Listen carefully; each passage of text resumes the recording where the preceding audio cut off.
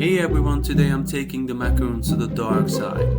I'm making these because nothing says Halloween like biting into a cute chocolate that might just bite back.